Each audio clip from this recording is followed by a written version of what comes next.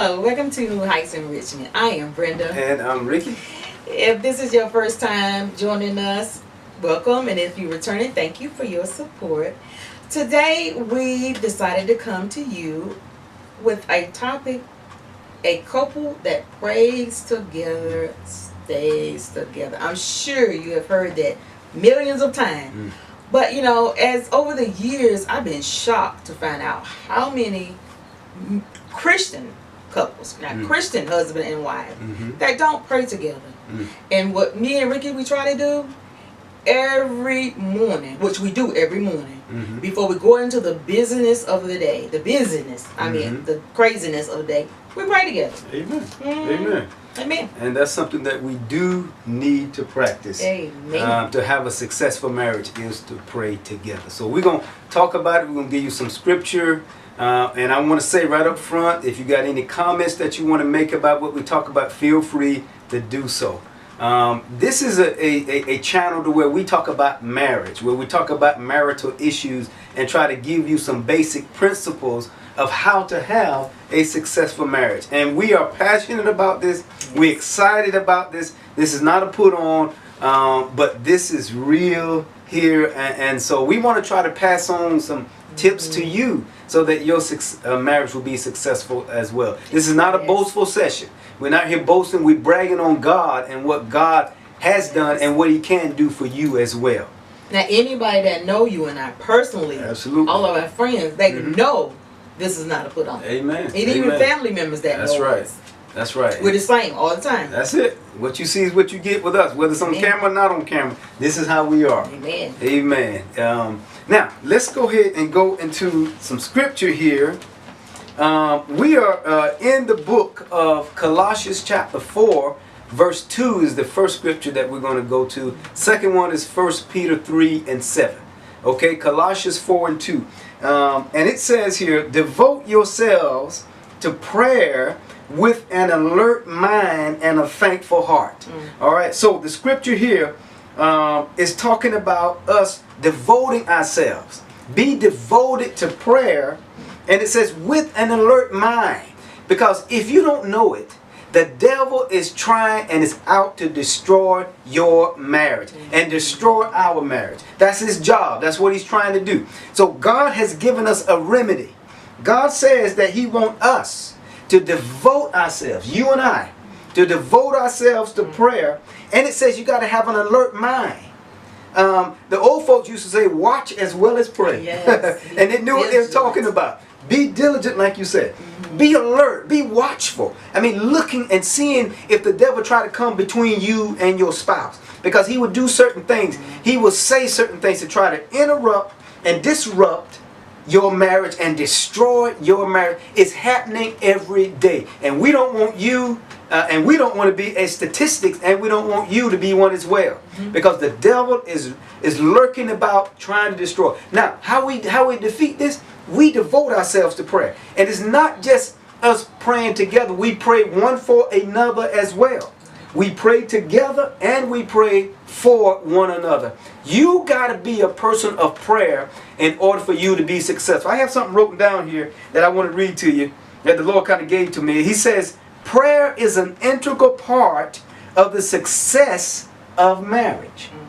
Prayer it solidifies your marriage. It is what cements us together. We should be growing together in prayer and seasoned together in prayer. You want to know how to make your marriage sweet? Season it with prayer. I love to have salt and pepper on almost everything I eat. But you know what? In our marriage, we need to have prayer. Prayer will season you. Yes. Amen. When that's you go out, that's it. That's our salt and pepper. When we go out together and do whatever, I mean, people would know that our marriage is seasoned. I mean, you know what I'm saying? You can walk gracefully in your marriage and grow old together in your marriage. Lord have mercy. One more thing before you get on. People have commented, like in stores, they think we're brothers and sisters. That's right. Don't even know us. Nope, don't even know us. And that's a testament to what I was talking about. And I even forgot about that until you brought that up. But that's a testament. I mean, people don't even know us and come up there saying we're brothers and sisters by the way we act, you know, and we present ourselves in public. But but it is true that marriage is the glue that holds you together. You must develop a prayer life in your marriage. It is mandatory. It is a prerequisite. You have to do it. So set aside time, however you have to do it. Get up early in the morning, stay up late at night. Whatever you got to do, you got to have prayer. It is the season that seasons your marriage. The paprika. There you go. Salt, it'll make it good. Prayer will make it good. I'm trying to tell you. Please try it. Amen. Try it. Amen. I know you have something to Oh, no, go ahead. Go ahead. Our next scripture is coming out of the book of 1 Peter. 1 Peter 3 and 7. 1 Peter 3 and 7. I always like to give you scripture because this is a biblical marriage session. So we have to give scripture. It says that in the same way, you husbands must give honor to your wives. Treat your wife with understanding as you live together. She may be weaker than you are, but she is your equal partner in God's gift of new life. And then it says, and this is the part I want to get to. Then it says, treat her as you should so that your prayers will not be hindered. Amen. Okay, so I'm talking about devoting ourselves to prayer, but then the scripture here is talking about how we should treat our wives and honor our wives so that our prayer that we're being devoted to would not be hindered. So we cannot afford to have our prayers hindered because we're in a situation to where the devil is fighting us each and every day and trying, as I forestated, to destroy us. So we cannot afford to have our prayers hindered. So we got to do what is right. We got to treat our spouse right. We got to love her because she is our equal partner in God's gift, as it says here. Yes. Amen. And she is the weaker vessel, it says. And that's not a bad thing. All right? But we got to treat each other and love each other right so that our prayers will not be hindered. And so that's what the scripture is talking about, and that's what we're trying to convey to you in this session today, is that you must develop a lifestyle of prayer. You know, I didn't mean to interrupt. No, you know, you're good. earlier we was talking about how your spouse is the mirror to which God can use to speak to you directly. Oh my goodness.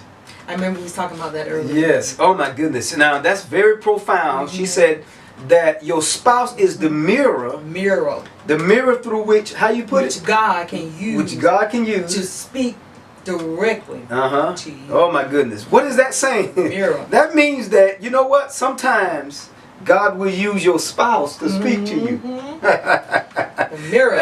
It's the mirror. And God can use it as the mirror so that he can speak to you in prayer. And however God use your spouse to speak to you and to minister to you, then it should be received. I guess if you're not communicating with him, then I guess you won't get the message. That's a good point. That's a very good point. If you're not communicating with God, and that's what prayer is, my brothers and sisters. Prayer is communication with God. And like you said, if you ain't communicate with God, then you won't be able to be that mirror so that God can communicate to your spouse. Won't get that phone call. You won't get it. You won't get it. Oh my goodness, how much time? I think our time is almost up. We got a couple more minutes before we need to wrap it up. Okay.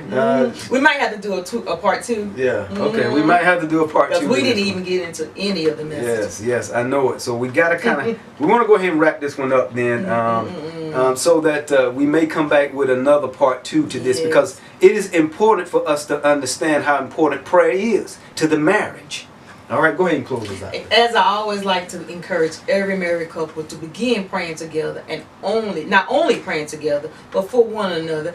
And you know, we just got to find a way to incorporate that into our day. Yes. We just got to find that way, and we maybe reading. You know, we just got to do it. Redesigning our schedule. We got to do it. Amen. We got to do it. Amen. Amen. I'm going to pray and let us pray. Father, in Jesus' name, we thank you today for this session. I pray that you touch, oh God, give success to marriage. Help us to develop a prayer life in our marriage. Save, heal, deliver, and set free today in the name of Jesus.